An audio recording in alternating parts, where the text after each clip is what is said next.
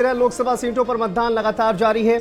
आपको बता दें उत्तर प्रदेश की 13 लोकसभा सीटें हैं और इनमें कई दिग्गज जिनकी खास दांव पर लगी हुई है। प्रधानमंत्री नरेंद्र मोदी चुनावी मैदान में है 7वें चरण में, और देखिए काशी से प्रधानमंत्री नरेंद्र मोदी चुनावी मैदान में है। अजय राय से उनका मुकाबला है और दिलचस्प ये मुकाबला यहां पर नजर आ रहा है। गोरखपुर की बात करें, सीएम योगी आदित्यनाथ यहां से लगातार सांसद रहे हैं और यहां पर भी मतदान हो रहा है 7वें चरण में।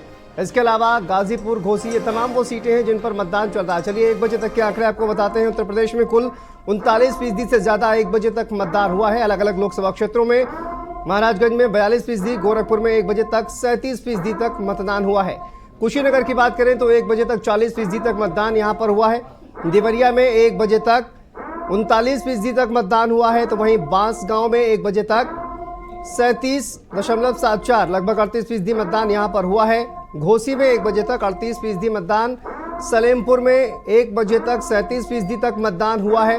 बलिया की बात की जाए, बलिया में 1 बजे तक 38% तक मतदान हुआ है। ये अलग अलग लोकसभा क्षेत्रों का मतदान प्रतिशत 1 बजे तक का आंकड़ा आपके सामने। चंदौली में देखिए 42% से ज्यादा मतदान हो चुका है। वाराणसी में 39% मतदान 1 बजे तक। मिर्जापुर में 1 बजे तक 41% से ज्यादा मतदान हो चुका है। रॉबर्ट्सगंज की बात करें तो 1 बजे तक 38% तक मतदान हुआ है। दुद्दी विधानसभा में 1 बजे तक 37% तक मतदान हुआ है। तो ओवरऑल देखिए 1 बजे तक 39.31% तक मतदान उत्तर प्रदेश में हुआ है। 13 लोकसभा सीटें जिन पर मतदान लगातार जारी है।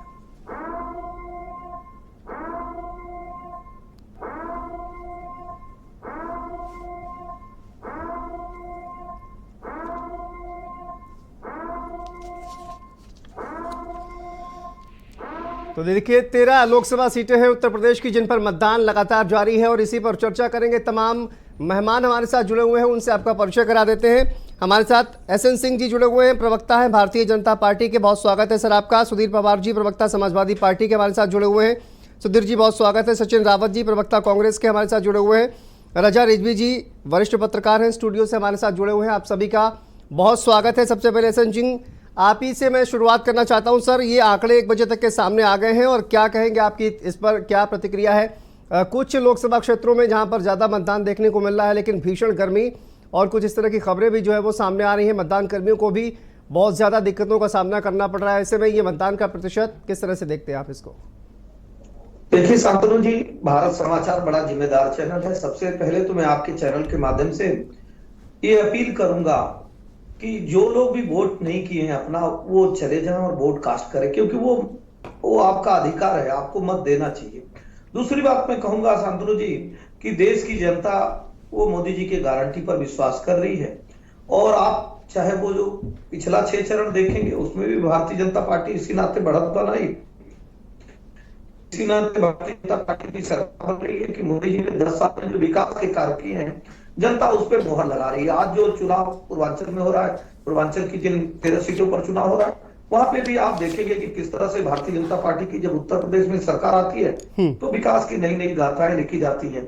बड़े बड़े कॉरिडोर बनाए जाते हैं, रैपिड रेल है, डिफेंस कॉरिडोर है, गोरखपुर में खाद का कारखाना चलता है, गोरखपुर में एम्स की फैक्ट्री लगती है, पूर्वांचल एक्सप्रेस वे बनता है, बनारस में किस तरह से विकास के कार्य होते हैं। तो जनता उस विकासवाद को, राष्ट्रवाद को अपना रही है। निश्चित तौर पर जिस तरह से देश की जनता 6 चरणों तक भारतीय जनता पार्टी के विश्वास, विकास और प्रयास पे मोहर लगाई, आज उत्तर प्रदेश की जो 13 सीटें इसमें भी जनता बढ़ चढ़ कर हिस्सा ले रही है। और ये इस समय तो देखिए आदरणीय प्रधानमंत्री जी का वो लोकसभा क्षेत्र वाराणसी भी है। बनारस का इतना विकास हुआ कि इस साल पिछले जो 2-4 वर्षों से ज्यादा पर्यटक बनारस में आते हैं, रोजगार भी मिलता है, लोगों का सम्मान बढ़ता है। तो निश्चित तौर पर इस विश्वास, मोदी जी की गारंटी वाले विश्वास पर जनता भरोसा दिखा रही है।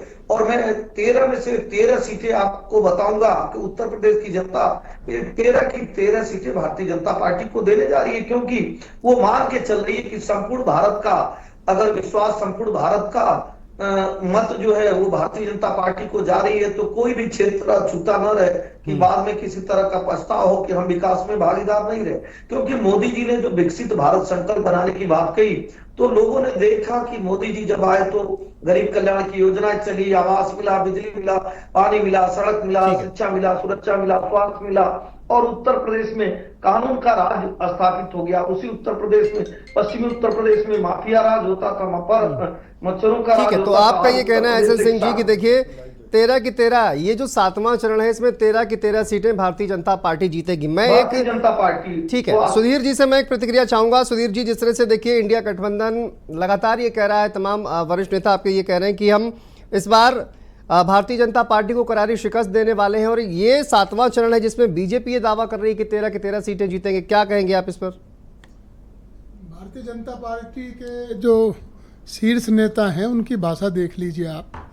वो मटन मछली इन चीज़ों से आगे ही नहीं निकल पाए। मंगलसूत्र जो अभी हमारे मित्र बता रहे थे, प्रवक्ता जी, उन शायद किसी भाजपा नेता ने अपने विकास के नाम पे वोट नहीं मांगे, क्योंकि विकास कहीं कुछ किया ही नहीं गया 10 साल में। 2022 में के यदि हम देखें 2019 और 22 के बीच में इनके 9% वोट कम हुए, और इस बार उससे ज़्यादा जनता इन्हें हटाने वाली है, कम करने वाली है वोट। जहाँ तक आप मीटिंग की, जो चुनावी सभा जो होती हैं वो किसी भी चुनाव को नापने का बैरोमीटर होती है।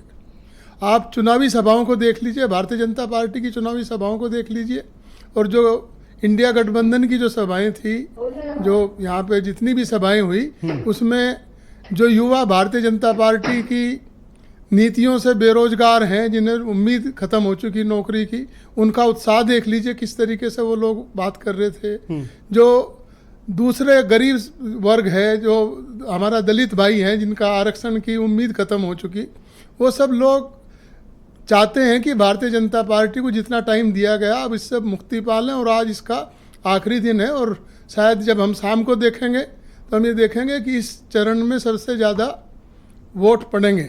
लेकिन और ये जो मैं एक काउंटर क्वेश्चन आपसे करना चाह रहा हूँ सर। 2022 में हमने देखा कि किस तरह से बम्पर भीड़ जो है वो अखिलेश जी की जो जनसभाएं हो रही थी वहां पर बम्पर भीड़ आ रही थी, लेकिन उसके बावजूद भी वो भीड़ वोटों में कन्वर्ट होती हुई नहीं दिखाई दी। हालांकि बहुत फायदा हुआ समाजवादी पार्टी को, लेकिन उतना ज्यादा फायदा नहीं हुआ। क्या आपको लगता है कि जो भीड़ आ रही है वो वोट में परिवर्तित होगी इस बार? वो वोट ही है नहीं तो जो अभी हमारे सिंह साहब बता रहे थे 42 डिग्री से और 45 डिग्री के टेम्परेचर में कोई घर से नहीं निकलता। उस घर से निकलने में जो निकल रहा है इस समय, वो वोट देने के लिए और समर्थन देने के लिए निकल रहा। तो हमें तो ये यकीन है कि वो खुद भी वोट देगा और अपने घर वालों से भी वोट दिलवाएगा, जो युवा वर्ग है। और अब की बार भारतीय जनता पार्टी का जो पिछली बार ये था कि आपको हमारी सभा में भीड़ भी लगती थी, वोट भी दिया, लेकिन वो काउंटिंग में नहीं आया। अब की बार हम उसका भी इंतजाम कर रहे कि जो एक एक वोट पड़ेगी वो काउंट होंगी। चलिए ठीक है जी, मैं इसका एक छोटा सा काउंटर 10 सेकंड। जी सचिन एसएन सिंह जी, देखिए शांतनु जी, हमारे मित्र ने जो कहा, आप उस समय भारत समाचार पे दिखाया गया था जब समाजवादी पार्टी का बहुजन समाजवादी पार्टी से एक बड़ा गठबंधन होता है। ये माना गया कि भारत में वोट के लिहाज से, मत प्रतिशत के लिहाज से और समीकरणों के हिसाब से, राजनीतिक समीकरणों के हिसाब से इससे बड़ा गठबंधन नहीं हो सकता। लेकिन हमारे समाजवादी पार्टी के मित्र को समझना होगा कि समाजवादी पार्टी का जो चरित्र रहा, 4 बार उत्तर प्रदेश की जनता ने इन पे विश्वास और भरोसा दिखाया, लेकिन इन्होंने जो उत्तर प्रदेश की जनता के साथ विश्वासघात किया, छल किया, फरेब किया, जो नाटक किया, उसके आप काउंटर में ऐसे सब यूज ना करें। आप बोल चुके, ये भाषण देने का मंच नहीं है। सुने ये भाषण देने का मंच नहीं है। सुने ये पब्लिक स्पीच मत दीजिए। के तौर पे बता रहे हैं। अब अपराध, देखिए ये गलत बात है। ये डिबेट एक छोटा सा एग्जांपल बता दीजिए, उसके बाद मैं सुधीर जी का रुख करता हूं, सचिन जी का, सॉरी। वही मैं कह रहा हूं, देखिए बनारस में विस्फोट की घटनाएं होती हैं और उन अपराधियों को समाजवादी पार्टी के लोग, बनारस में जो रेप में आरोपी पकड़े गए भारतीय जनता पार्टी के पदाधिकारी थे, आपने उनके बारे में कहा कुछ? प्रदेश की जनता ने इनके अत्याचार, इनके हाहाकार, इनके अनाचार को देखा हुआ है। बाबा साहब की मूर्ति को कैसे तोड़ते हैं, किस तरह से उस पर काली पोतते हैं, किस तरह से गरीबों की झोपड़ी जलाते हैं, किस तरह से सरकारी जमीनों पर कब्जा करते हैं। ठीक है एसएन सिंह जी, मैं वापस आता हूँ आपके पास। अब नहीं चाहती सबसे पहले कभी समाजवादी ठीक है सर, एक सचिन जी से मैं एक उनका रुक चाहता हूँ इस पर। सचिन जी देखिए, प्रधानमंत्री नरेंद्र मोदी का जिक्र किया गया कि प्रधानमंत्री नरेंद्र मोदी ने जो काम किए हैं उस पर पूरे देश को भरोसा है, और इस बार कांग्रेस पार्टी का मुकाबला वाराणसी में कहा जाए तो प्रधानमंत्री नरेंद्र मोदी से ही है। क्या कहेंगे आप? लगातार जिस तरह से कहा जा रहा है कि वाराणसी पूरी तरह से बदल गई है और ये विकास जो है वो जनता को भी दिख रहा है, आप मानते हैं कहीं ना कहीं 7वें चरण में कड़ी टक्कर मिल रही है आपको भारतीय जनता पार्टी से? देखिए शांतनु जी, जहां तक काशी और बनारस की बात है, मैं खुद वहां पर 7 दिन का कैंप किया था और निश्चित तौर पे वहां पर जितना प्रधानमंत्री जी ने झूठ बोलने की बात वहां की, वैसे ही देश के साथ किया। कहा था कि बनारस को हम क्वेटो बना देंगे, लेकिन क्या होता है जब बरसात होती है पूरा बनारस जलमग्न होता है। और इन्होंने स्पोर्ट स्टेडियम बनाने की बात की थी। हम लोगों ने जब वहां पे जाके देखा, सिर्फ एक दीवार थी और जंगल था। और जो इन्होंने एक मार्ग प्रशस्त करने की बात की थी कि काशी से लेकर के पश्चिम बंगाल तक हम बोट यात्रा कराएंगे, लेकिन आज वो बोट कहां है? आज तो वो बोट किसी को नजर नहीं आ रही है। मैं कहना चाहता हूं कि बनारस की जनता ने इस बार मन बनाया है प्रधानमंत्री को बदलने के लिए। जिस तरह से हमारे नेताओं को आज नजरबंद किया जा रहा है, कांग्रेस पार्षद दल के नेता हैं उनको नजरबंद किया गया, कई नेताओं को उठाया जा रहा है, तो ये कहीं ना कहीं प्रशासन का और भारतीय जनता पार्टी का जो साठगांठ है ये भी जनता देख रही है। निश्चित तौर पे हमारे प्रदेश अध्यक्ष अजय राय जी वहां चुनाव भी लड़ रहे हैं, प्रशासन के सामने भी लड़ाई लड़ रहे हैं। लेकिन इलेक्शन कमीशन से मैं एक प्रश्न करना चाहूंगा कि लगातार जब राहुल गांधी जी चुनाव लड़ते हैं रायबरेली में, वहां भी मशीनें खराब हो जाती हैं, लेकिन जब बनारस में जब वोटिंग होती है वहां भी मशीनें खराब हो जाती है। आखिर मशीनों में क्या है? जनता जब वोट देने जाती है बताते कि मशीन खराब हो गई, जब लाइन लंबी लगी होती है। तो इसका कहीं ना कहीं यही मतलब है, ये इलेक्शन कमीशन को इन्होंने जो पंगु बनाने की सियासत की है, ये भी देश की जनता और प्रदेश की जनता दिख रही है। निश्चित तौर पे एसएन सिंह के बात का मैं ये जवाब देना चाहूंगा, ठीक है आपने बड़ी बड़ी बातें यहां पे कर ली, लेकिन यही बातें चुनाव के समय क्यों नहीं की? तब तो आपको मीट, मछली, मुर्गा, मंगलसूत्र, पता नहीं मुजरा तक याद आ गया। आखिर ये भाषा होती है प्रधानमंत्री की। एसएन सिंह साहब, आप पढ़े लिखे, मैं अपेक्षा रखता हूं कि आप अच्छी बात बोलेंगे, लेकिन प्रधानमंत्री जी इस तरह की अगर व्यक्तित्व देंगे, इससे क्या मैसेज जाएगा? विश्व में भारत की गरिमा गिरेगी इससे। एसएन सिंह जी आप भी मानते हैं, देश की जनता भी मानती है। प्रधानमंत्री जी चले जाते हैं 48 घंटे के लिए मीडियाटेशन करने के लिए। अरे चश्मा लगा के कौन सा मीडियाटेशन होता है ये भी बताइए।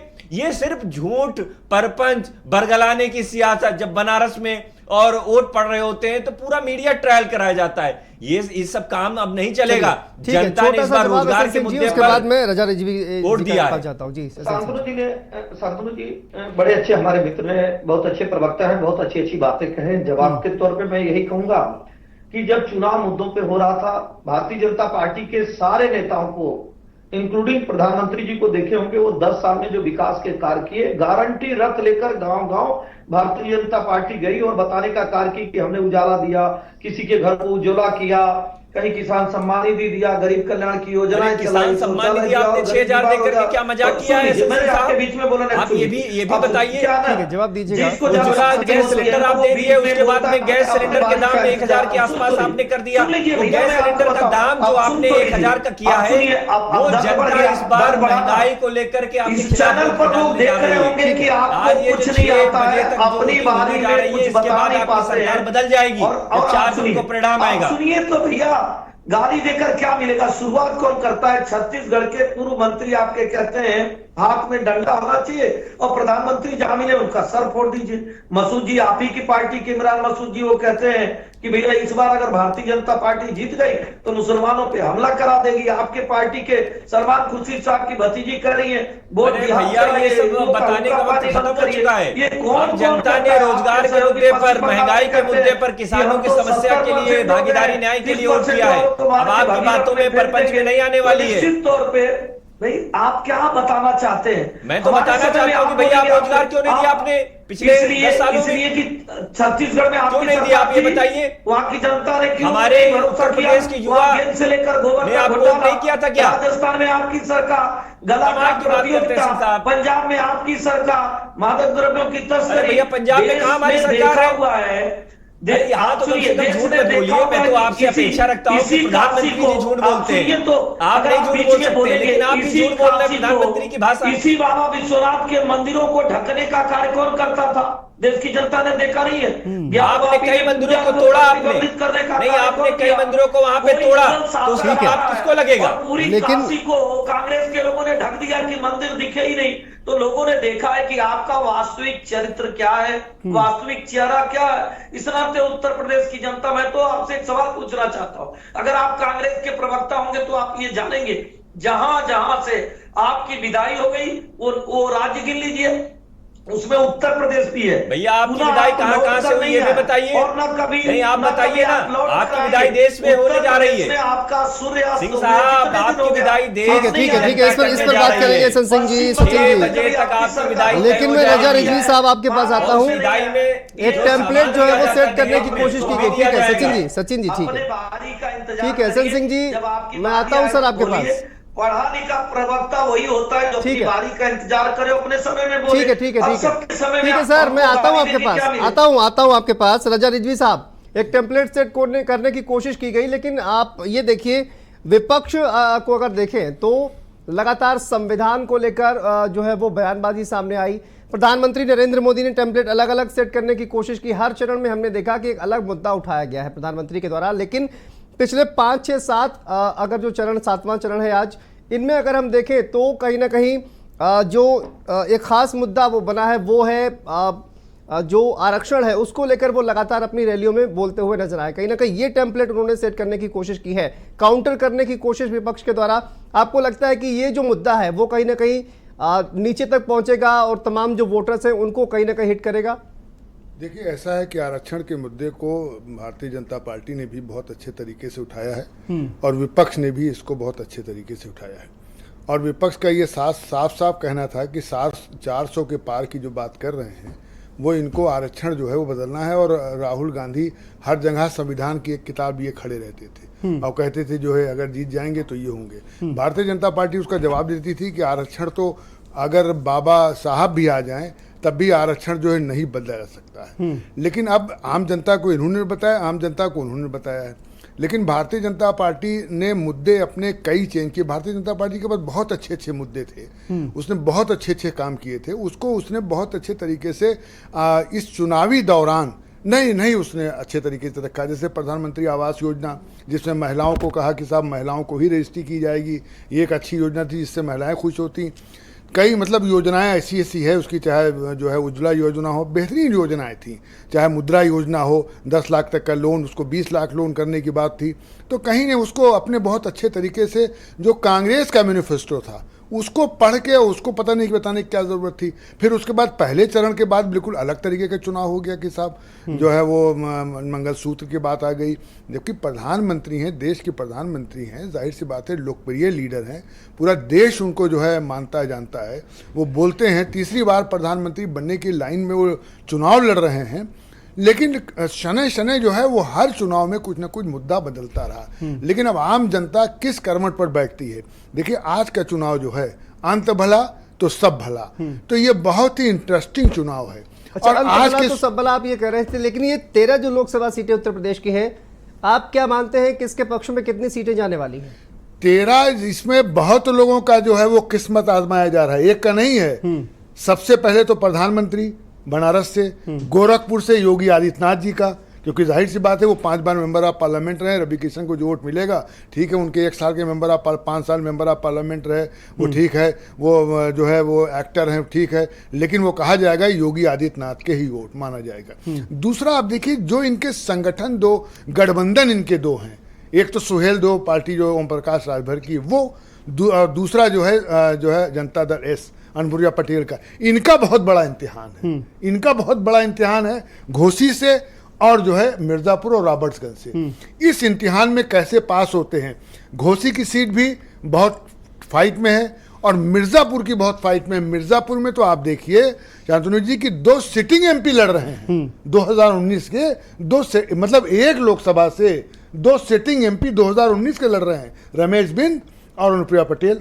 रमेश बिंद को भदोही से टिकट नहीं मिला तो भारतीय जनता पार्टी से वो सपा में आ गए, वो वहां से लड़ रहे हैं। तो कहीं ना कहीं मिर्जापुर भी बहुत इंटरेस्टिंग है।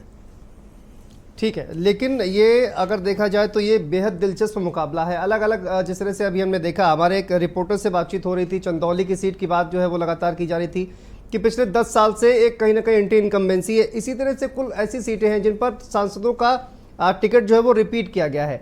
एसएन सिंह जी, आपको लगता है कि कहीं ना कहीं प्रत्याशी का चयन जो है वो उसमें कुछ चूक भारतीय जनता पार्टी से हो गई है और उसका अब उसकी भरपाई करने की कोशिश की जा रही है? देखिए, आपके बातों का पहले जवाब देता हूं, फिर हमारे पत्रकार बड़े भाई ने जो कहा उसका जवाब देता हूं। भारतीय जनता पार्टी बड़ी सफल और सुंदर रणनीति बनाती है। 2014 से केवल उत्तर प्रदेश में आप देखेंगे, 2017 में उत्तर प्रदेश में का विधानसभा चुनाव होता है, उसमें भी बड़ी जीत मिलती है और लगभग छोटे बड़े 22 चुनाव अभी तक हो चुके हैं, ये इंक्लूड करेंगे 23 चुनाव में, जिसमें भारतीय जनता पार्टी को लगातार बड़ी जीत मिल रही है और हम अपनी रणनीति को अच्छा और सफल मानते हैं, उसमें कोई दिक्कत नहीं है। दूसरी, हमारे मित्र ने कहा, बड़े भाई हमारे पत्रकार ने कहा कि भारतीय जनता पार्टी के, हम शुरू से आप देखे होंगे, भारतीय जनता पार्टी अपने हर कार्यक्रम में बताती रही कि किस तरह से मोदी जी की गारंटी, इस शब्द को नोट कर लीजिए, किस तरह से मोदी जी और भारतीय जनता पार्टी जब 2 सीटें पाती थी तब भी राम जन्मभूमि की बात करती थी, तब भी भव्य राम मंदिर की बात करती थी, तब भी 370 की बात करती थी। कैसे 370 जैसी धारा समाप्त की गई, महिला सशक्तिकरण के लिए 3 तलाक जैसे कानून ले आए गए, महिला सशक्तिकरण के लिए लोकसभा में बिल ले आए गए और भव्य राम का मंदिर बनाया गया, किस तरह से उजाला दिया गया, उज्ज्वला किया गया, गरीबों की झोपड़ी को पक्के मकान में बदला गया, ये सारी बातें भारतीय जनता पार्टी ने किया।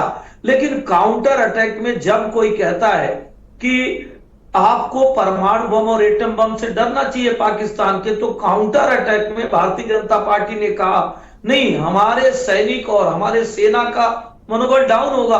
भारत आज एक सशक्त भारत है, मजबूत भारत है और भारत का नेतृत्व ऐसे हाथों में है जहां सेना और पूरा देश आंख में आंख मिला के बात करता है। भारत की ये नीति नहीं रही है कि हम किसी के ऊपर भी हाथ उठाएं या किसी के ऊपर किसी तरह से अतिक्रमण करें, लेकिन हमने जवाबी कार्रवाई करके बता दिया कि पहले वाला भारत नहीं है कि 26/11 की उतनी बड़ी घटना भी हो जाती है फिर हम कहते रहते हैं, कुछ करते नहीं है। हमारे पे अगर कोई घटना होती है तो हम उसके घर में घुस के मारते हैं और दुश्मन चाहे भारत में हो या विदेश में भी बैठा हो वो मारा जाता है। उसके बाद भारतीय जनता पार्टी ने 370 जैसी धारा समाप्त करके आज जिस जम्मू कश्मीर को लेकर हम चिंता और चिंतित रहते थे, बार बार विदेश में जाके दूसरे का दरवाजा खटखटाते थे, शांति की अपील करते थे, आज वो जम्मू कश्मीर पूर्णतः शांत है, वहां जो है भारत का तिरंगा फहरा रहा है, तो लोगों को ये भरोसा हुआ कि नहीं, वो भारतीय जनता पार्टी जो काम कर रही है वो भारत के लिए कार्य कर रही है, न कि सिर्फ पार्टी के लिए कार्य कर रही है। और दूसरी पार्टियों का कालखंड, चाहे आप देखेंगे उत्तर प्रदेश में बहुत सारे जो पत्रकार या प्रवक्ता यहाँ बैठे उनकी पार्टियों का कालखंड रहा और देश में कांग्रेस का रहा। लोगों ने देखा कि अपने कालखंड में उन्होंने देश के संसाधनों पे एक का अधिकार बताया, भारतीय जनता पार्टी देश के संसाधनों पे सभी का अधिकार बताती है, तो एक बदलाव हुआ। लोगों ने कह रहे हैं कि देखिए हमने कई काम किए हैं, उज्ज्वला योजना का उन्होंने जिक्र किया, प्रधानमंत्री आवास योजना का जिक्र किया और कहा कि मोदी गारंटी की जो एक रथ हमने देखा कि वो लगातार गांव में चलता हुआ नजर आया। लेकिन हिंदू मुस्लिम आप लोग करते हैं, आप लोग कहते हैं वोट जिहाद करेंगे, आप लोग कहते हैं कि अगर मोदी जीत गए तो मुस्लिम खतरे में पड़ जाएंगे, तो इसका आप लोग ही इसकी शुरुआत करते हैं और उसके बाद हम काउंटर करते हैं। इस चुनाव के पहले फेज में मोदी जी ने कहा कि ये जो चुनाव कांग्रेस का घोषणा पत्र है वो मुस्लिम लीग का घोषणा पत्र है। तो पहली बार मुस्लिम लीग लाए, फिर मुसलमान लाए, फिर मंगलसूत्र लाए, फिर भैंस लाए। तो इनके चुनाव का यदि मोदी की गारंटी इतनी बढ़िया है तो बताएं किसानों की आमदनी 2 गुनी क्यों नहीं हुई? हम तो हर बार हर मीटिंग में सवाल उठाते हैं। बताएं 2 करोड़ रोजगार कहाँ है जो नौकरी का वायदा किया गया था? बताएं कि भारत की आर्थिक प्रगति कहाँ है? और जहाँ तक ये बात बता रहे थे आंख में आंख डालने की, और जम्मू कश्मीर के जितने भी आतंकी हमले हुए आज तक, कंधार में कौन छोड़ गया था आतंकियों को? किसकी सरकार थी? कारगिल किसके समय हुआ था? पुलवामा किसके समय हुआ था? क्यों पुलवामा की जांच नहीं हुई? हम आज इस बात पर डिबेट करने के लिए नहीं बैठे, हम आज यहाँ चुनाव के जो आज का चुनाव चल रहा है उस पर बात करने के लिए बैठे हुए। तो भारतीय जनता पार्टी को लोगों ने देख लिया, 10 साल दे दिए। किसी भी जनता को हम उनके जो उन्होंने पिछला फैसला किया था उसका सम्मान करते हैं, लेकिन अब जनता इन्हें झेलने की स्थिति में नहीं है। जनता अपना मत दे चुकी। और आज की जो आप बात कर रहे थे, जितनी सीटें हैं जो हमारे उत्तर प्रदेश में जहाँ आज मतदान हो रहा, वहाँ पे भारतीय जनता पार्टी को शायद ही कोई सीट मिले। जो बाकी जितनी भी सीटें हैं वो सब समाजवादी पार्टी और कांग्रेस का गठबंधन, जो इंडिया गठबंधन है, वो जीत रहा। इंडिया गठबंधन जीत रहा है। सचिन जी की एक रिएक्शन में लेना चाहूँगा। सचिन जी, कांग्रेस पार्टी की तरफ से कहा जा रहा है कि देखिए एग्जिट पोल में प्रवक्ता आपने नहीं भेजे जाएंगे, क्या कोई डर है क्या आपको? नहीं, हम लोगों को कोई डर नहीं है, लेकिन जिस तरह से मतदान जो हुए हैं और मतदाता निकल करके उन्होंने भरोसा किया है कांग्रेस पार्टी पर, कांग्रेस पार्टी के मैनिफेस्टो पे, और ये जो गोदी मीडिया का जो ट्रेंड है, ये मैं एक आपका चैनल निष्पक्षता से खबर दिखाता है, मैं आपके चैनल पे कोई सवाल नहीं करूंगा, लेकिन ये जो गोदी मीडिया का ट्रेंड है, ये सिर्फ और सिर्फ जिस तरह से आपने देखा है मीडिया टेशन कराया जा रहा है चुनाव के समय, अब हो सकता हो मैनिपुलेटेड ये लोग एग्जिट पोल लेकर के आ जाएं, लेकिन जो 4 तारीख को जो एग्जिट पोल होंगे, एग्जिट पोल नहीं, वो जो सरकार बनाने वाले एग्जिट पोल होंगे, उन एग्जिट पोल में कांग्रेस पार्टी का प्रवक्ता भी रहेगा और नेता भी रहेंगे, क्योंकि वो सरकार बनाने के लिए वो पोल हो रहे होंगे, जहां पर मतदान को मतदाता गिन रहे होंगे, जो मतदाता कर्मी गिन रहे होंगे, जिसमें से लोकसभा उम्मीदवार का चयन होगा, लोकसभा सांसद बनेंगे, वहां पर कांग्रेस पार्टी के प्रवक्ता भी बैठेंगे, नेता भी बैठेंगे। लेकिन ये जो प्री प्लान्ड ये जो कराया जाता है, इनसे हम लोगों ने दूरी बनाई है। चैनल की अपनी चीजें होती हैं, अच्छी चीजें होती हैं कि उनका एक आकलन होता है। मुझे लगता है कि हम लोगों को पूर्णता हम लोग आश्वस्त हैं कि इंडिया अलायंस की सरकार हम लोग बनाएंगे। लेकिन सचिन जी, आप देखिए कई ऐसे राज्य भी है ना जहां पर आपकी सरकार बनी और उसके बाद एग्जिट पोल भी आपकी सरकार बनवा रहा था, लेकिन उसमें तो आपने प्रवक्ता भेजे, लेकिन अब इस बार क्या ऐसी दिक्कत है? और रही बात सर्वेज की, तो बहुत सारे ऐसे सर्वे आए हैं जो कहीं ना कहीं 50-50 दिखा रहे हैं। दूसरी बात यह है कि एजेंसियां जो है वो सर्वे करती हैं, चैनल खुद से सर्वे नहीं करता है, तो इस पर आप ये क्यों कह रहे हैं कि ये कहीं ना कहीं प्री प्लान्ड है सर्वे? देखिए, हम लोगों की रणनीति का हिस्सा है और हम लोगों ने जो पूर्णतः रणनीति बनाई है, जो ठीक है, रणनीति का हिस्सा है, चलिए उसमें हम लोग स्पष्ट कर देंगे। ठीक है। रजा रिजवी साहब, ये कहीं ना कहीं मीडिया से दूरी बनाना, हमने देखा प्रधानमंत्री नरेंद्र मोदी ने सबसे ज्यादा इंटरव्यू इस चुनाव में दिए हैं। हमने देखा लगातार जिस तरह से उन्होंने चैनल को इंटरव्यू दिए हैं, छोटे छोटे चैनल उनको भी इंटरव्यू दिए हैं, यूट्यूबर्स को उन्होंने इंटरव्यू दिए हैं, लेकिन राहुल गांधी जी उनका इंटरव्यू ना देना, मीडिया से दूरी बनाना, क्या लगता है आपको और इसकी क्या वजह मानते हैं आप? देखिए, ऐसा है कि जाहिर सी बात है कि विपक्ष बहुत दिन से कह रहा है गोदी मीडिया, तो उसको ये लगता है कि जो चैनल्स हैं, जो और प्रसारण की संस्थाएं हैं, तो वो कहीं ना कहीं मोदी जी से इंस्पायर हैं और मोदी जी के फेवर में ही दिखाते हैं। अब भाई मोदी जी प्रधानमंत्री हैं, मोदी जी काम करते हैं, उनकी योजनाएं हैं, तो उनको समाज में टीवी वाले, चैनल वाले, न्यूज़पेपर वाले दिखाएंगे ही। अब उसको आप कह रहे हैं कि साहब ये गोदी मीडिया है, मैं यही नहीं समझ पाता हूँ, पता नहीं कैसे गोदी मीडिया नाम दे दिया गया। और हम पत्रकार लोग अगर कहीं ज़रा से भी कोई फेवर की बात करते हैं तो कहते हैं अरे यार साहब ये तो भाजपा के प्रतिनिधि हैं। अरे भाई, हम पत्रकार हैं, हम आपको आईना दिखाते हैं, हम आपको जो इतना वोट पाए हैं वो हम बता रहे हैं कि आप 2019 में इतना वोट पाए हैं। सवाल ये भी है, आप देखिए राहुल गांधी की, अखिलेश यादव जी की जो संयुक्त जनसभा हुई है, उसका सीधा प्रसारण जो है वो कई चैनलों पर किया गया। अखिलेश यादव जी ने ऐसा कुछ भी नहीं किया, वो लगातार चैनलों से बातचीत कर रहे थे, इंटरव्यू भी दे रहे थे, लेकिन राहुल गांधी जी जो है वो कहीं ना कहीं नजर नहीं आते हैं। तो अखिलेश जी अलायंस में भी है, लेकिन उनको ऐसा नहीं लगता है, वो लगातार बातचीत कर रहे हैं, मीडिया से और इंटरव्यू भी दे रहे हैं। क्या वजह मानते हैं आप? दोनों लोगों में की जो सोच है उसमें कहीं ना कहीं अंतर है?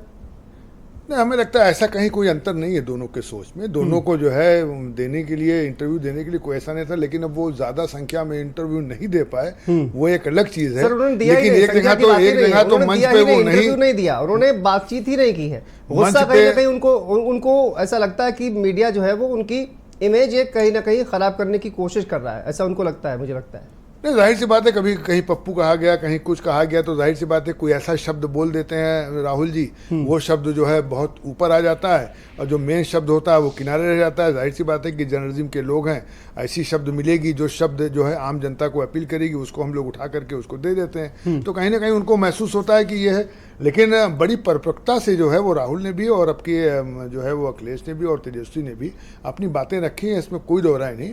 और भारतीय जनता पार्टी के भी अमित शाह, और 2 फैक्टर यहाँ बहुत काम कर रहा है। MY फैक्टर, 13 जो चुनाव चल रहा है, MY फैक्टर से आप समझते होंगे कि मुसलमान और यादव, लेकिन मैं MY फैक्टर दूसरा कहता हूँ। एक तो मोदी और योगी फैक्टर ये काम करेगा कि जो प्रधानमंत्री के अपने काम है, जो उत्तर प्रदेश में लॉ एंड ऑर्डर और ये सब बात है, वो सब आदमी सुनता है और समझता है, उस हिसाब से कोशिश करता है। लेकिन आज का जो चुनाव है इसमें 4 जगह जो है वो कांग्रेस लड़ रही है और 9 जगह जो है सपा लड़ रही है और 13 जगह जो है बीएसपी लड़ रही है। बीएसपी ने 13 कैंडिडेट उतारा है, ऐसा है कोई कैंडिडेट नहीं उतारा है, जबकि भारतीय जनता पार्टी जो है वो खाली 10 सीट लड़ रही है और 2 सीटें छोड़ी हुई है राबर्ट्स और मिर्ज़ापुर में। तो अब ये 4 जो सीटें हैं कांग्रेस की, वाराणसी, महाराजगंज, देवरिया और बांसगांव, तो आप समझिए जो वाराणसी है, वाराणसी में देखिए 2014 में 2019 में नरेंद्र मोदी जीते थे और नरेंद्र मोदी जी को वोट मिला था 6,73,453 और जीते थे 4,79,505 वोट से। और शालिनी यादव जी लड़ी थी सपा से, तब सपा बसपा का गठबंधन था, तब शालिनी यादव जी पाई थी 1,95,162 वोट। और वहीं जो है अजय राय लड़े थे कांग्रेस से, उनको मिला था 1,52,548 वोट। और वहां एक राजभर का भी कैंडिडेट लड़ा था, सुरेंद्र राजभर, 8,892 वोट पाए थे वहां से। तो ये जो चुनाव है अब की, ये बड़ा इंटरेस्टिंग चुनाव है, क्योंकि अगर सपा और कांग्रेस का वोट मिला दीजिए तो 3-3.5 लाख से ऊपर चला जा रहा है। तो इसीलिए वहां पर अगर इन दोनों का वोट मिला लीजिए तो एक तरीके से जो हमारे प्रधानमंत्री 4,79,505 से जीत रहे हैं, तो वो 2 लाख समझिए 25,000 से जीत रहे हैं। तो ये ज़रा से बड़ा वो है, इसलिए भारतीय जनता पार्टी बहुत मजबूती से वहाँ, कई जो है मुख्यमंत्री वहाँ गए हैं, कई जो है सेंट्रल मिनिस्टर गए हैं कि वोट प्रतिशत बढ़ाने के लिए, क्योंकि 2014 में अजय राय की तो जमानत जब्त हो गई थी जब लड़े थे। ये इनका तीसरा चुनाव है अजय राय का। राजभर की पार्टी को हमने देखा, कई नेता जो है वो टूटकर दूसरी पार्टियों में शामिल हो रहे हैं, तो क्या ऐसे में आपको लगता है कि वाराणसी में इसका कुछ प्रभाव आपको लगता है कि देखने को मिलेगा क्या? देखिए, वाराणसी में प्रधानमंत्री नरेंद्र मोदी एक बड़ा चेहरा है। वाराणसी में उन्होंने काम किया है, काशी कॉरिडोर बनाया है, वो अलग है, मंदिर तोड़ा और रास्ते एक किए वो अलग है, लेकिन एक आप समझिए कि वहाँ पर्यटन की दृष्टि से, मैं तो पत्रकार हूँ, पर्यटन की दृष्टि से मैं देखता हूँ कि उन्होंने बहुत बड़ा काम किया है। अब जनता वोट देती कि नहीं देती एक अलग मुद्दा है, लेकिन एक काम जो है वो काम एक दिख रहा है कि हाँ, काशी में एक काम इतने दिन से पड़ा हुआ था, उसको एक अच्छे तरीके से किया गया, जो देश दुनिया में एक जो है उसका जो नाम है, क्योंकि काशी बहुत पुराना जिला है, छोटा जिला नहीं। अच्छा, काशी से एक अतहर जमाल जो है वो लारी भी लड़ रहे हैं, और अतिशयोक्ति ये है कि सबसे ज्यादा वोट वहाँ मुसलमानों का है, आप निकाल के देख लीजिए, सबसे ज्यादा वोट जो है वहाँ मुसलमानों का है। तो आप कहीं ना कहीं ये बहुत ही इंटरेस्टिंग चुनाव है, और इस चुनाव से अगर आप, और इसी को लेकर देखिए विपक्ष ये आरोप भी लगाता है कि बीएसपी जो है वो कहीं ना कहीं भारतीय जनता पार्टी के पाले में बैटिंग करती है। अब देखिए, जैसे उनके भतीजे साहब हर जगह भाषण दे रहे थे, एक भाषण उन्होंने दिया, उसके बाद एफआईआर हो गई, उसके बाद मायावती जी ने उनको उससे कोऑर्डिनेटर से और उससे सबसे हटा दिया और कहा अब इससे नहीं वो है, बाद में देखा जाएगा। तो अब ये कहीं ना कहीं एक मैसेज तो जाता है, आदमी समझता है भाई ठीक है, वो बोल रहा था, लड़का है जो है आनंद लड़का अपना भाषण दे रहा, स्पीच दे रहा था, लेकिन वो एफआईआर हुई, उसके बाद से उन्होंने उसका अलग कर दिया। तो अब हमें इनका वोट इनके पास रहता है कि नहीं, ये बड़ा टेस्ट हो जाएगा। अब ऐसा तो नहीं कि जो 2014 में हुआ था, कहीं 2024 तो वो नहीं करने जा रहा है। इंडिया गठबंधन सर ये दावा कर रहा है कि देखिए जो बीएसपी का वोट है वो कहीं ना कहीं इंडिया गठबंधन की तरफ डाइवर्ट हुआ, ठीक है। लेकिन एसएन सिंह साहब देखिए, कांग्रेस पार्टी और समाजवादी पार्टी का गठबंधन हो गया है, दोनों का वोट बैंक पिछले बार का अगर मिला लिया जाए तो कहीं ना कहीं इस बार जो लीड है प्रधानमंत्री जी की वो कम होने वाली है। आपको भी लगता है चुनौतियां बढ़ती हुई नजर आ रही हैं आपको? नहीं शांतनु जी, देखिए कोई चुनौती नहीं है। मैंने अभी आपको बताया था कि बहुजन समाजवादी पार्टी और समाजवादी पार्टी का जब गठबंधन होता है, इसके पहले भी कांग्रेस का समाजवादी पार्टी का गठबंधन हुआ, तो भी उत्तर प्रदेश की जनता ने भारतीय जनता पार्टी को विश्वास और भरोसा जताया। क्यों? 2014 से उत्तर प्रदेश नहीं, पूरा देश का इतिहास और भूगोल चेंज हो चुका है। पढ़े लिखे लोग जो हैं वो जाति धर्म मत मजहब में नहीं बट रहे हैं, वो देख रहे हैं कि कैसे खुशहाली हो, कैसे राष्ट्र का विकास हो। अभी हमारे बड़े भाई आदरणीय पत्रकार जी ने बहुत अच्छी समीक्षा की, लेकिन जो सवाल बार बार ये उठ रहा है, आप बताइए, आप गोदी मीडिया कह रहे हैं, और आप जब खेत में जाके धान रोपते हैं तो जिसको आप गोदी मीडिया कह रहे हैं, क्योंकि आपको सवाल उठाना है तो आप सवाल उठाएंगे, वही मीडिया आपको दिखाती है धान रोपते हुए। हालांकि आप पता नहीं, कभी आप उनको जानकारी भी है कि कौन से महीने में धान की रुपाई होती है, हालांकि वो चले गए थे तो भी दिखाते हैं। जब आप यात्रा पर निकलते हैं तो भी वो मीडिया आपको दिखाती है। बेशक आप यात्रा ऐसे पादरी के साथ कर रहे थे, ऐसे लोगों के साथ कर रहे थे जो गाय को जिंदा जलाता है, तो भी मीडिया दिखाती है। लेकिन हमारे बड़े भाई ने बहुत अच्छी बात कही कि वो देश के प्रधानमंत्री हैं, अगर वो कोई भी गतिविधि करेंगे तो मीडिया उनको दिखाएगी। अब देखिए बाइकाट योजना चलती है और वो एक बार नहीं चलती, क्योंकि होता क्या है, ये मनुष्य की फितरत होती है, मनुष्य का नेचर और सिग्नेचर वो चेंज नहीं होता है। अपने कालखंड में मीसा लगाकर देश के जो कलम के सिपाही थे पत्रकारों को बंद करने का कार्य किए, यही कांग्रेस के लोग। और इस समय भी जब G20 होगा उसका भी बाइकाट कर देंगे। जब देश की चुनी हुई राष्ट्रपति महोदया का कार्यक्रम होगा, भोज कार्यक्रम, उसका भी बहिष्कार कर देंगे। जब देश के लोगों के द्वारा देश का संसद भवन तैयार होगा उसका भी बाइकाट कर देंगे। जब तिरंगा यात्रा होगी उसका भी बाइकाट कर देंगे। तो मुझे तो यही लगता है कि अब जनता इनको बाइकाट कर दी है तो वो इनके अंदर घुस गया है, सिर्फ बाइकाट योजना चला है। यहाँ इस चैनल पर बड़ी जिम्मेदारी से, बड़े साफगोई से एक सवाल पूछना चाहता हूं। आप कहते हैं कि इनके नेता विदेश में जाके कहते हैं भारत में लोकतंत्र नहीं है, उसी लोकतंत्र के नाते आपके हिमाचल में और कर्नाटक में सरकार बन जाती। आप कहते हैं कि पूरी मीडिया जो है वो बिक गई है, वही मीडिया आपको 24 घंटे दिखाती है। तो लोग देख रहे हैं कि परिपक्व राजनीति कौन कर रहा, अपरिपक्व राजनीति कौन कर रहा। आप कहते हैं मंदिर मस्जिद से कुछ नहीं होता, और एक देश के प्रधानमंत्री अगर साधना पे चले जाते हैं, किस बात की तकलीफ? अगर वो एक जगह गए तो आप 10 जगह चले जाइए, कौन मना किया? ठीक है सचिन जी, जवाब ऐसा लिखा हुआ है देखिए सिंह साहब के गाइडलाइन में, ऐसा कहां सिंह साहब अब मेरी बात सुन लीजिए। कोई मंदिर नहीं जाएगा जी, आप ही बोलिए। देखिए हमें साधना पे कोई आपत्ति नहीं है, ठीक है, साधना करें, पूजा मैं पाठ आपके करें। बीच में बोला था, मैं आपके बीच में बोला था। अरे शांतनु जी ने हमसे सवाल किया तो हम जवाब देंगे कि आप देंगे। सिंह साहब ये बताइए। सर ये आपका कार्य है कि एंकर का कार्य है? अरे एंकर ने हमसे सवाल किया, आपसे सवाल नहीं किया। एसएन सिंह जी, सर अच्छी बात है, आप बोलिए। आपकी बात का जवाब ले लेता हूं सचिन जी से, उसके बाद आप बोलिएगा प्लीज। ठीक है। देखिए शांतनु जी प्रधानमंत्री हैं, प्रधानमंत्री जी साधना करें, पूजा पाठ करें, हमें कोई आपत्ति नहीं, लेकिन वो प्री प्लान करा करके 9 कैमरे ले जा करके, चश्मा लगा करके, बैठ करके जो मीडिया टेशन करते हैं, इस पे सवाल है। एक छोटा जब बनारस में वोट पड़ रहे होते मीडिया टेशन कराने का क्या मतलब? अपनी बात पूरी करिएगा, अपनी बात पूरी करिएगा। उन्होंने ये भी कहा कि जब आप धान की रोपाई करने जाते हैं तो आप भी अलग अलग एंगल से कैमरा लेकर जाते हैं। हमने देखा कि जब वो बाबा विश्वनाथ के मंदिर में गए, वहां पर जब मीडिया को अंदर नहीं जाने दिया तो राहुल गांधी ने ही आरोप लगाया था मंदिर प्रशासन पर कि मीडिया को अंदर नहीं जाने दिया गया। उन्होंने पूजा अर्चना की है, मीडिया को फोटो नहीं लेने दी।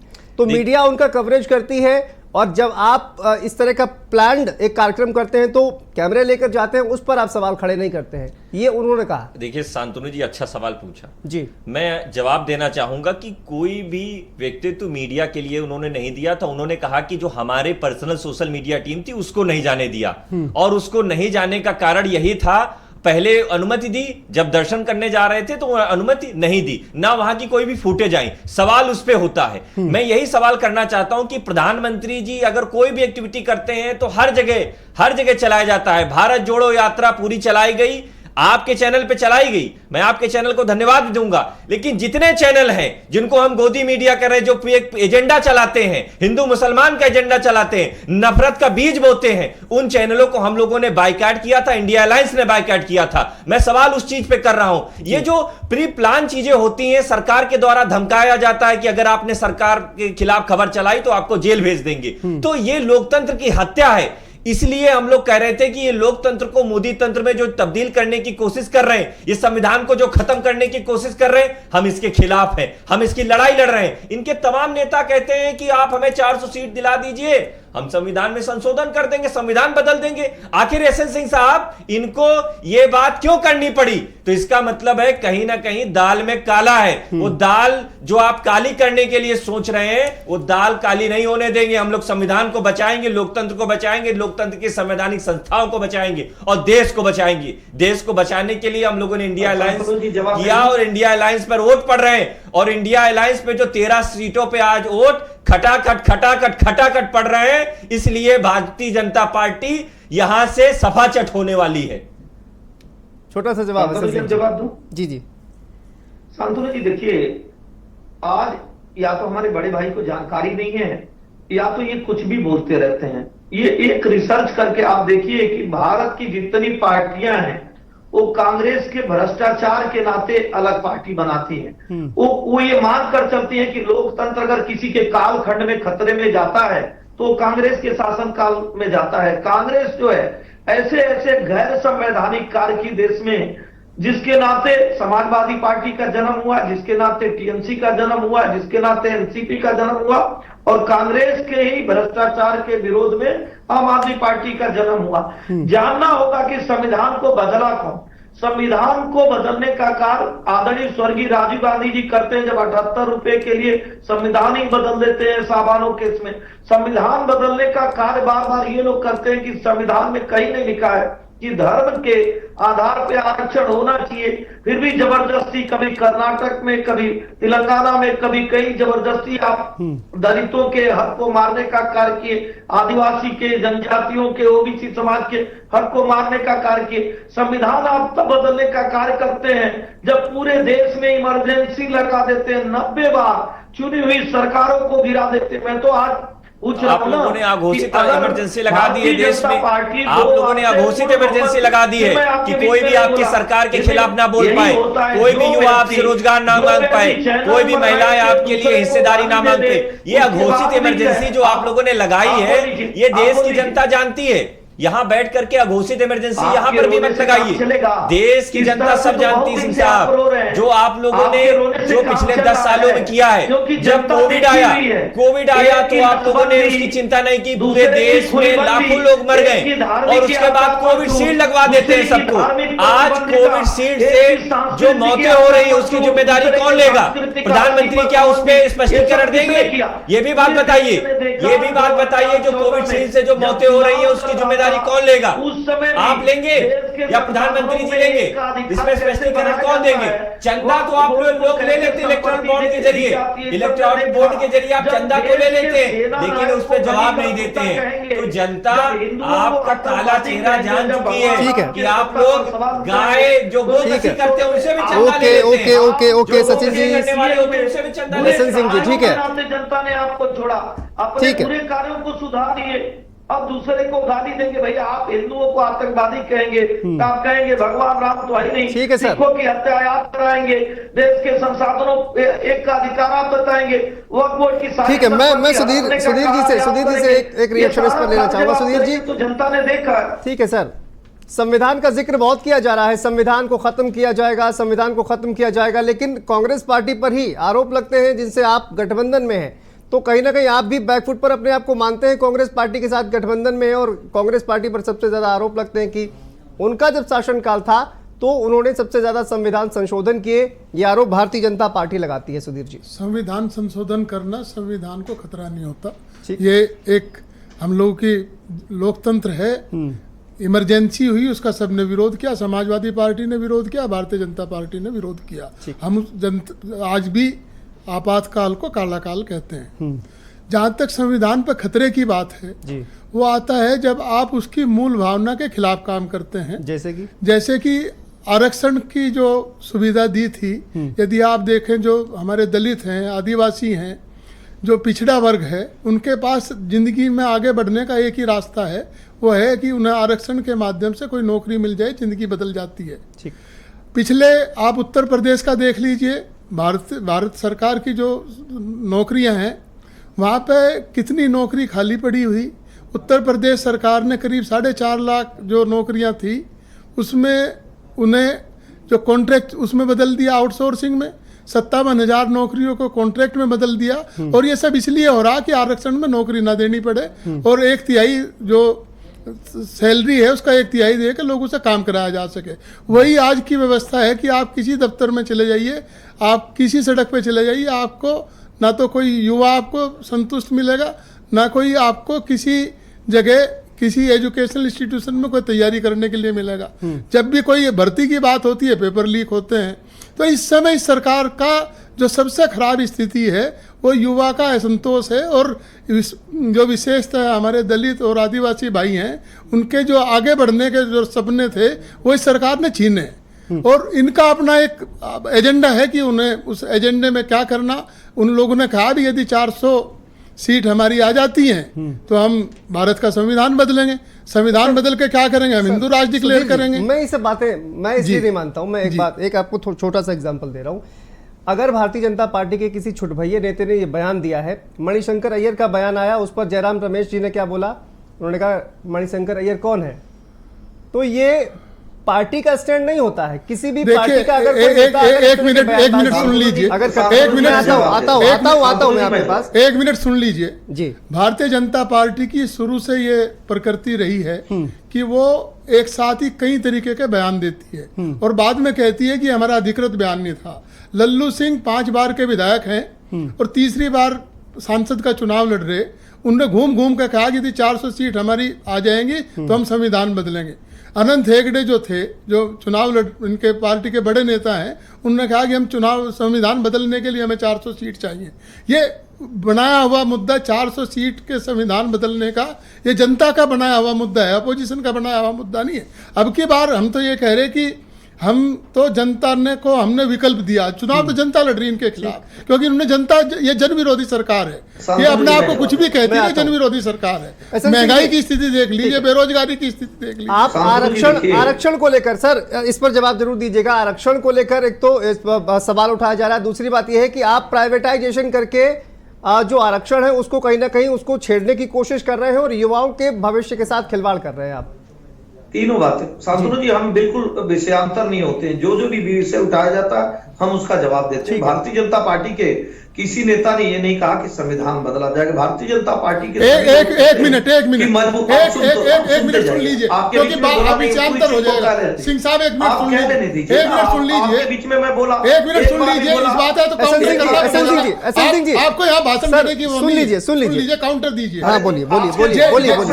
जेपी नड्डा जी का आप बहुत ज्यादा बोलेंगे तो कुछ नहीं बोल पाएंगे। नहीं, बस 10 सेकंड एसएन सिंह जी, आपने काउंटर दिया ना, हम भी काउंटर दे रहे हैं। जल्दी से नाम बता दीजिए, किसने बोला?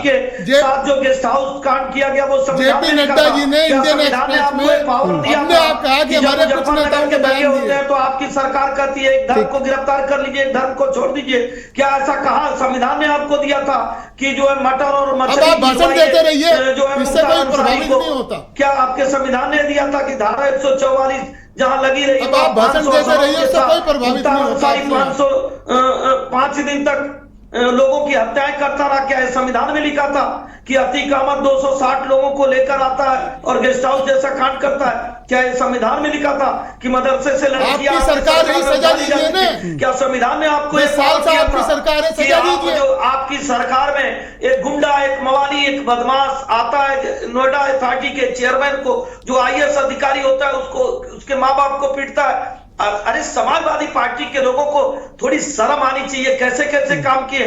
जो लोग नारा देते थे जो जमीन सरकारी है वो जमीन हमारी है, वो लोग संविधान की बात करते हैं। आप रोजगार पर sir SN Singh ji sir, रोजगार युवाओं का सबसे बड़ा मुद्दा है। उस पर आप सुनिए। जी प्लीज बोलिए। पेन और कॉपी ले लीजिए, कहीं पढ़ लिख कर आए करिए। आपकी सरकार में 20 चीनी मिलें भेज दी जाती हैं। भारतीय जनता पार्टी की सरकार में 20 चीनी मिलों के क्षमताओं में वृद्धि की जाती है। 4 चीनी मिलें और नई चलाई जाती है। और सुन लीजिए, आपकी सरकार में सरकारी जमीनों पर कब्जा हो जाता था। आपकी सरकार में 60,000 ऐसे शिक्षकों को सैलरी दी जाती थी। भारतीय जनता पार्टी आने के बाद वो शिक्षक थे नहीं। वो पैसा किसको जाता था पता ही नहीं, वो आप ही बताएंगे। आपकी सरकार में 20 ऐसे खनन के पट्टे दिए गए जिसमें गायत्री प्रजापति को जेल हुआ था, जिसमें टेंडर प्रक्रिया नहीं पूरी की गई थी। आपकी सरकार में पुलिस भर्ती हुआ था, पूरी लिस्ट जो है इटावा और सैफई में बैठकर बन गया था। तो सब लोगों ने देखा है कि समाजवादी पार्टी की सरकार में 2,90,000 भर्ती की जाती है अपारदर्शिता से, और लगभग 5.5 लाख लिखित रोजगार, जिसको हाउस में भी कहा गया है, वो भारतीय जनता पार्टी की सरकार में पारदर्शिता से दी जाती है। और तीसरी बात, जब बुनियादी ढांचे में विकास करते हैं, जब काशी का कॉरिडोर बनाएंगे, जब रैपिड रेल बनाएंगे, जब डिफेंस कॉरिडोर बनाएंगे, जब एक्सप्रेसवे बनाएंगे, तो जो इंफ्रास्ट्रक्चर का डेवलपमेंट होता है वो अपने आप रोजगार पैदा करता है, जो भारतीय जनता पार्टी की ठीक है सर, वक्त की कमी है, बस 30 सेकंड में सर मैं रजा रिजवी साहब से एक बेरोजगारी दर भारतीय जनता पार्टी। ठीक है एसएन सिंह जी, माफी के साथ सर आपको रोक रहा हूं। सर वक्त की कमी है, माफी के साथ आपको रोक रहा हूं। एसएन सिंह जी, 1 लाख रुपए सालाना जिस तरह से देने का वादा किया गया है राहुल गांधी जी की तरफ से, और दूसरी तरफ ये भारतीय जनता पार्टी जिस तरह से मुद्रा लोन के जरिए रोजगार जो है वो देने की बात कर रही है, आपको क्या लगता है क्या ज्यादा अपीलिंग है और जनता पर किसका ज्यादा प्रभाव पड़ने वाला है? देखिए, उन्होंने भी कहा है 1 लाख दीदी, समझ जाएंगे 1 लाख आप दीदी। कहीं 200 रुपए की खरीदारी इस नाते नहीं करते सर हैं रजा कि वो रिजवी से पता मेरा कि सवाल था, जिसको- एसएन सिंह जी, रजा रिजवी से मेरा सवाल था, प्लीज। देखिए, बीजेपी ने ठीक भी है। कहा है 1 लाख दीदी वाला, कि उन्हें कई जो है दीदियों को जो है वो 1 लाख वाला देंगे। और ये राहुल गांधी ने भी कहा है, और राहुल गांधी ने तो इस पर भी कह दिया कि साहब सरकार बनने के बाद उन्होंने जो एक लफ्ज इस्तेमाल किया कि साहब जो है जो एक गरीब महिला होगी एक परिवार के अंदर, उसको 1 लाख रुपया देंगे और फौरन टकाटक टकाटक टकाटक। उसका प्रधानमंत्री ने भी जवाब दिया, और तो बिल्कुल एक चलन चल गया, टकाटक सफाचट और लबालब और क्या क्या सब, ऐसे पूरा माहौल बन गया पूरा, समझिए उसमें लोग, हर पार्टी के लोग इसको कहने लगे। तो कहीं ना कहीं अगर उन्होंने कहा है तो उन्होंने भी कहा है। चलिए ठीक है, आप सभी बने रहिए हमारे साथ। फिलहाल यहाँ पर वक्त है एक बहुत छोटे से ब्रेक का, और 7वें चरण की 13 लोकसभा सीटें जिन पर मतदान लगातार जारी है, और पल पल की अपडेट हम आपको लगातार देते रहेंगे। यहाँ पर रुकते हैं बहुत छोटे से ब्रेक के लिए, जल्द हाजिर होते हैं।